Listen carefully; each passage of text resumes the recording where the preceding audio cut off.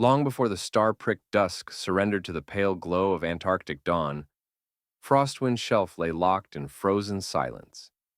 Jagged spires of blue-white ice jutted from the sea like ancient sentinels, and the cold wind carved rippling patterns of snow across the hardpack. Here, where the ocean's abyss pressed against the continent's edge, a remarkable assembly was underway. From every crevice and snowbank emerged the emperor penguins, regal in their black and white plumage, each with a vivid orange bib that glowed like ember against the shifting light. They came in hundreds, then thousands, a living tide advancing across the ice. Chicks, swaddled in soft gray down, nestled at their mother's feet. Subadults, lanky and eager, jostled for the best vantage. And burly bull penguins, their broad chests bristling, formed a stolid base for the chorus to come. At the heart of this gathering stood Maestro Aurelius, distinguished by a scar of slate across his chest where a rogue ice floe had once torn a feather. He raised a flipper, a silent command that stilled the flock. Even the ceaseless wind seemed to hold its breath as hundreds of beaks opened in unison.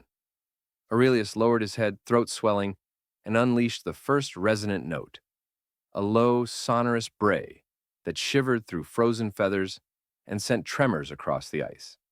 It was a call honed over countless generations, engineered by natural selection to strike the precise frequency that could crack the thickest berg. Behind him, the orchestra joined, bass rumbles from the bulls, soaring trills from the subadults, and crystalline peeps from the chicks blending into a vast, living chord. Across the sea loomed Thunderfall, a monolithic iceberg whose towering cliffs groaned as indigo waves gnawed at its submerged underbelly. Its roar, a deep, cavernous rumble, muscled across the frigid air, a sound powerful enough to drown out any song. Yet the penguins did not falter. Their voices rose in measured crescendos, each note calibrated to counter the iceberg's thunder. As the chorus swelled, so did the tension in the ice.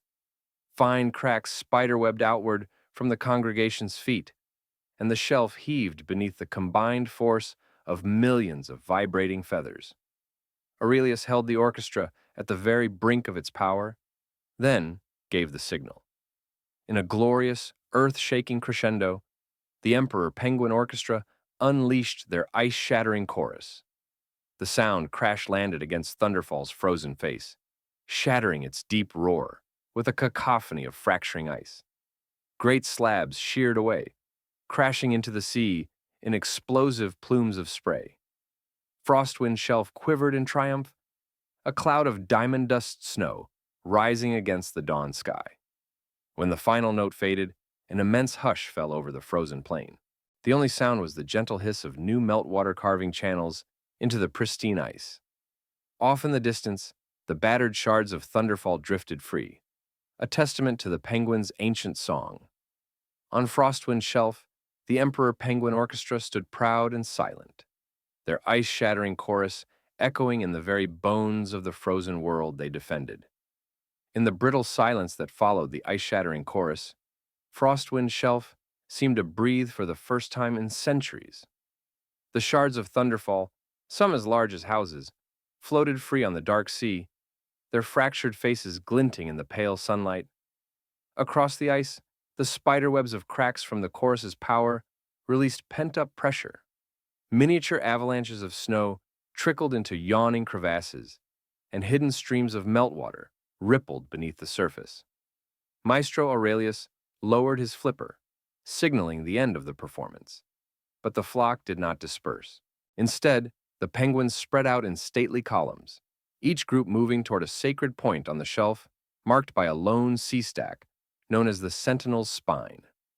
Along the way, they paused at fissures opened by the chorus, where steam-cold vapor hissed from newly exposed geothermal vents. Bull penguins stood at these vents, warming their flippers and tails against the biting air, while the chicks huddled close, their downy coats steaming in the frigid morning light. As the procession neared the Sentinel's Spine, a slender pillar of ice etched by wind and waves, Aurelius called a softer hymn. This second song, a low, rolling, throaty murmur, coaxed the fledgling meltwater into life. Pools formed at the spine's base, revealing black volcanic sand and the first sprigs of ice-worn algae clinging to stone. The emperors dipped their beaks to drink, infusing their bodies with the shelf's renewed lifeblood. Further on, subadults ventured into shallower fissures, exploring hidden inlets carved by centuries of ocean assault. They found seals hauled out to sun themselves on small ice floes dislodged by the coral-like fractures. In deference, the penguins offered a low conversational coo, an olive branch of peace between species, before guiding the seals back toward open water. As afternoon shadows lengthened, the Emperor Penguin Orchestra reassembled at the chorus site. Though their ice-shattering notes would not ring again for years, their presence affirmed a living covenant, that through song they could commune with sea and stone, heal the wounds of glacier and iceberg, and ensure the fragile balance of Frostwind Shelf endured beneath the endless polar sky. As the pale austral afternoon waned, a distant rumble rolled across the Ross Sea, a warning of the polar gale brewing offshore. Dark banks of cloud advanced over the horizon, swirling with spindrift and ice crystals. On Frostwind Shelf, the air grew taut with expectancy. Maestro Aurelius sensed the shift in wind patterns and gathered the Emperor Penguin Orchestra once more, not for song this time, but for vigil. The penguins formed a broad semicircle along the newly widened fracture line where Thunderfall had stood. Here, the ice was thinnest, and their presence served both as guardians and as living weather vanes. Bull penguins braced their feet in the snow, tails angled downward like keels, sensing the oncoming gale's pressure with every subtle tremor in the shelf. Subadults shuffled forward, their black backs turned into the wind, gathering chicks against their plump bellies, insulating the next generation against the storm's bitter bite. Aurelius stepped to the forefront and raised his head in a silent call. No song would compete with the gale's roar. Instead, he conducted a measured chorus of protective calls, deep, rolling hums from the bulls that resonated through the ice, faint whistles from the subadults, and high, sharp peeps from the chicks. These layered sounds did not shatter ice, but served as a living beacon, guiding any lost seals or straggling skuas to the relative safety of the penguin ranks. As the wind howled, the fissures in the shelf groaned under the gale's force, but the penguins' combined weight and careful positioning helped brace the fractured edge, preventing further collapse. All through the long, dark hours of the gale, Frostwind Shelf became a bastion of warmth and solidarity. The orchestra's vigilant chorus, no longer seeking to fracture ice but to safeguard against destruction, echoed through crevasses and over drifted snow. When at last the storm began to abate, the morning light revealed a transformed landscape. Fresh snowdrifts blanketed the shelf, and wind-scoured ridges gleamed in crystalline relief. The Emperor Penguin Orchestra stood resolute amid this icy renewal, their vigil complete. In the stillness that followed, Aurelius led a soft, triumphant trill, a promise that, through both song and steadfast watch, they would defend Frostwind Shelf against whatever the Antarctic skies might unleash. In the wake of the polar gale's fury, Frostwind Shelf bore scars of nature's might. Wind-blown snowdrifts piled against fractured ice walls, and the sea's surging tides had scoured away delicately etched sastrugi. Yet amid this raw tableau, life stirred with surprising vitality beneath the shattered ice. At first light, Maestro Aurelius led the Emperor Penguin Orchestra to the newly formed ice cave, an arch carved by their earlier chorus and the storm's force, its roof glittering with suspended stalactites of crystal-clear ice. Inside, shafts of diffuse sunlight refracted into dancing prisms, illuminating a hidden realm of brine pools teeming with life. The penguins gathered at the cave's entrance, their black and white forms stark against the cobalt glow. Venturing inside, subadult penguins slipped into the shallow pools, their flippers stirring rich clouds of krill carried up from the ocean's depths. Beneath the ice, the water shimmered with the tiny shrimp's translucent bodies, beckoning the penguins to feast. Bass brays of appreciation rose in a low chorus as the young adults practiced their hunting dives, plunging beaks into the frigid water and emerging with bright pink krill. Deeper within the cavern, puddles of meltwater nurtured delicate colonies of ice algae, slender filaments of emerald that clung to submerged boulders like underwater forests. Chick peeps echoed as the youngest members dipped curious bills into these gardens, tasting the algae's sweet tang while learning the shelf's hidden riches. Above, Aurelius raised his head in a soft, reverent trill, a melody of gratitude that resonated through the chamber's vaulted roof. Around him, the orchestra responded with gentle whistles and trills, their song now one of celebration rather than power. The ice cave, once a silent crypt, had become a crucible of rebirth, fueled by both penguin song and storm sculpting force. As afternoon shadows lengthened, the tide pushed into the cave's outer chambers, bringing with it schools of small fish and curious krill-eating seabirds. Skuas circled overhead, their wings beating against the ice's echoing acoustics, while petrels perched on rocky ledges, shafts of their own plaintive calls weaving with the penguin's song. When the tide receded, it left behind nutrient-rich pools, miniature oases that sustained copepods, amphipods, and the cave's secret amphipod-like shrimp. The Emperor Penguin Orchestra had not only shattered ice, they had unlocked a hidden sanctuary where sea and stone danced together in quiet harmony. As the chill of early evening settled over Frostwind Shelf, Aurelius sounded a final note, a soft, lilting call that carried through the cavern's depths and out across the ice. The penguins emerged into the polar twilight, bellies full and spirits uplifted, knowing that their ice-shattering chorus had forged more than fractures. It had revealed a world reborn beneath the ice, a living testament to resilience in Antarctica's unforgiving embrace. With Frostwind Shelf restored to vibrant life, the Emperor Penguin Orchestra gathered once more beneath the vast dome of the ice cave for a sacred assembly known as the Council of the Crystal Chorus. Here, beneath stalactites like living chandeliers, the flock would solidify lessons learned from storm and song, ensuring their ancient tradition endured through generations.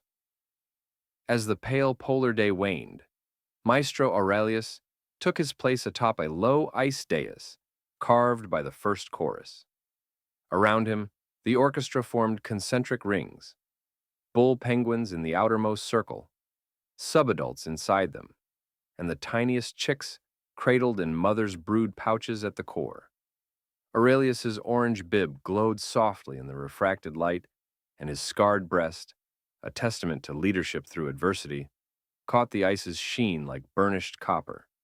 He opened the council with a deep, sonorous bray that resonated through the cavern's chambers. In response, each ring answered in turn, the bulls with low rolling hums that shook the ice floor, the subadults with clear trills that danced among the stalactites, and the chicks with high ringing peeps that sparkled like crystalline drops. Their layered chorus wove into a living tapestry, an overture of unity and remembrance. When the final notes faded, Aurelius addressed the assembly in a series of measured calls, each one carrying a weight of meaning.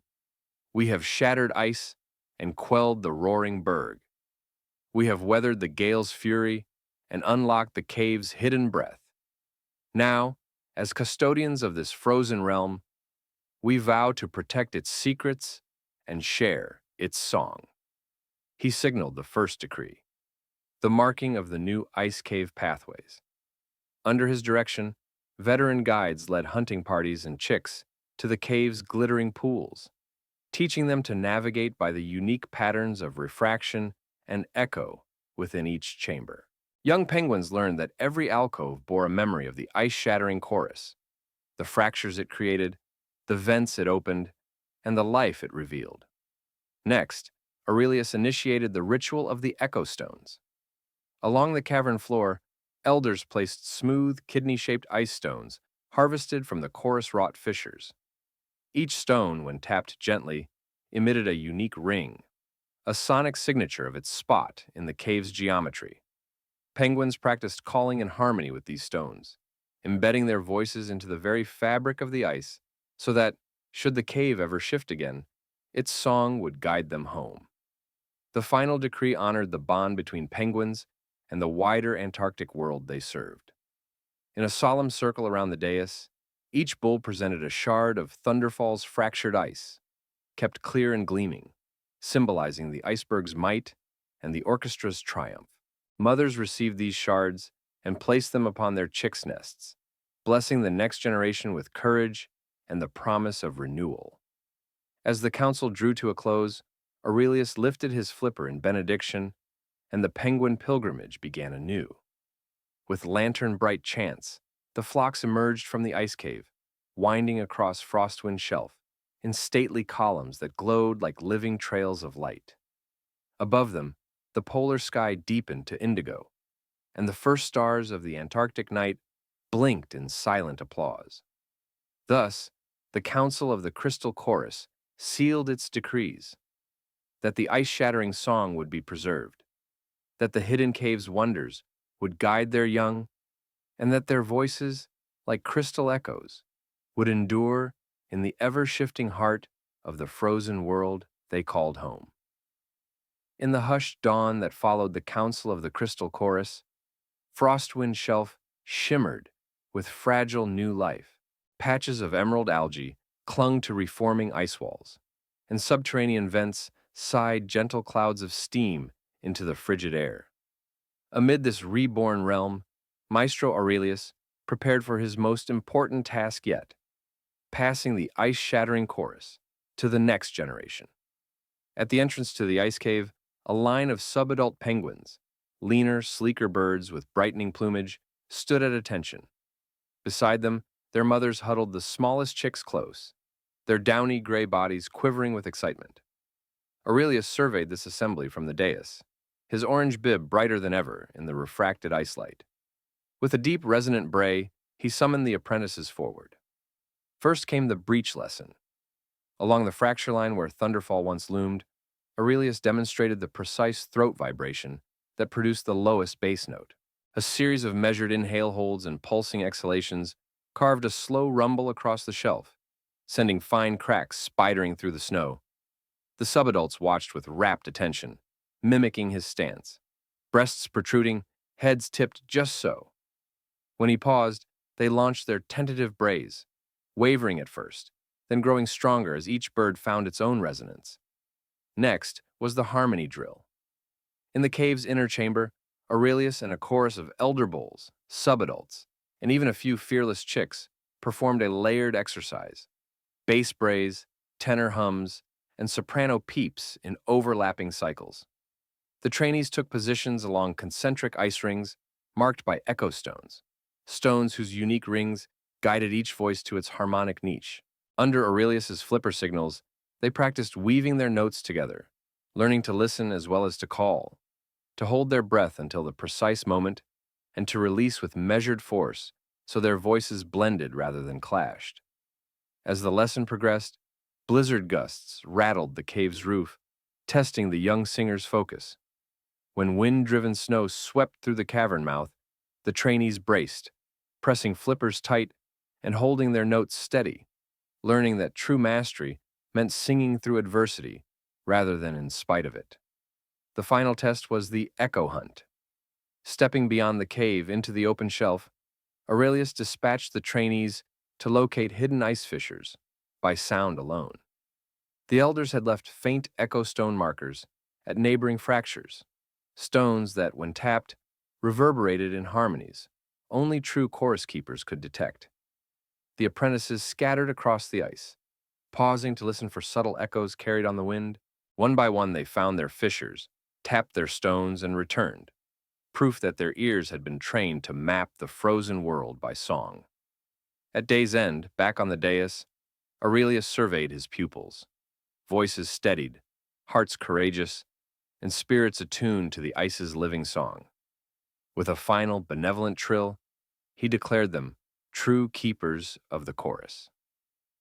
As they joined the elders in a soft, celebratory hymn, Their voices floated across Frostwind Shelf, an enduring promise that the ice-shattering chorus would echo forever, carried on the wings of new generations.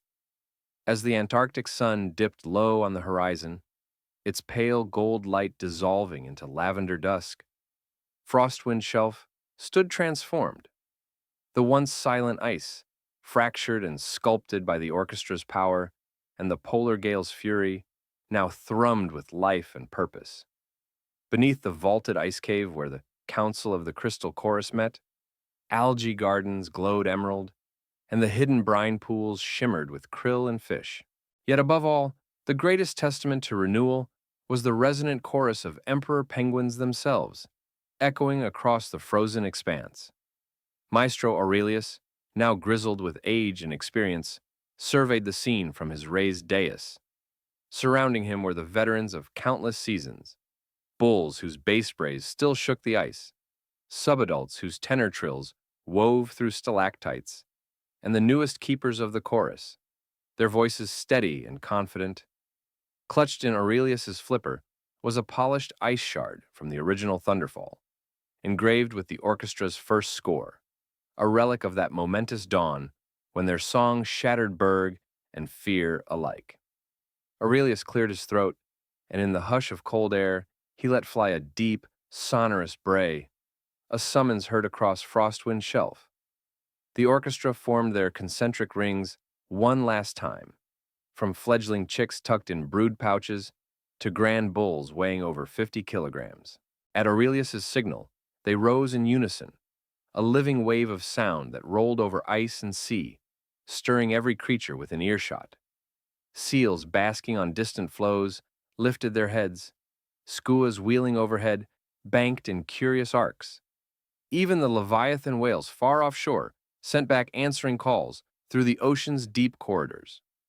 When the final note tapered into the gathering night, Aurelius addressed the flock in a measured series of heartfelt calls. We have shattered ice to reveal life, weathered storms to protect our home, and trained each voice to carry our song into the unknown. Let this chorus, our gift and our legacy, be the heartbeat of Frostwind Shelf forevermore. With his final proclamation, the young keepers stepped forward, each presenting an echo stone, a crystalline shard harvested from the cave's heart, at the sentinel ice pedestals, marking the shelf's boundary. There, they tapped their stones in turn, embedding the frequencies of their voices into the glacial matrix. Over time, these stones would guide lost penguins home and remind all who listened that song and solidarity could tame even the wildest ice. As darkness enfolded the frozen world, the orchestra dispersed in reverent silence, each bird carrying the echoes of their triumph across the shelf and into distant breeding grounds. Aurelius lingered a moment longer, gazing at the engraved Thunderfall shard, then stowed it in the ice vault beneath the dais, a sacred trove for future maestros to discover. When at last he bounded away toward the safety of summer colonies, his silvery call drifted across the ice, a benediction and a beacon for generations to come. And as Frostwind Shelf settled into a hushed, starlit slumber, the legacy of the Emperor Penguin Orchestra's ice-shattering chorus endured in every crack, every fissure, and every whispered note carried on the Antarctic wind. Proof that through courage, song, and community, even the coldest heart of ice can bloom with life.